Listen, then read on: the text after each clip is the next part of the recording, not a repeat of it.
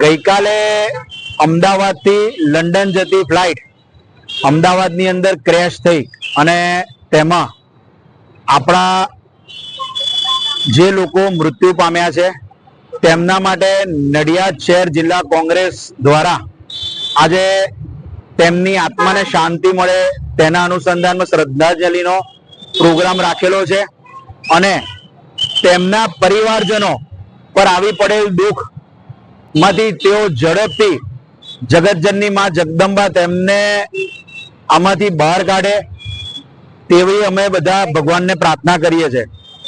બીજું કે ગઈકાલની ઘટનામાં ગુજરાત રાજ્યના પૂર્વ મુખ્યમંત્રી શ્રી વિજય રૂપાણી સાહેબનું પણ મૃત્યુ થયું છે।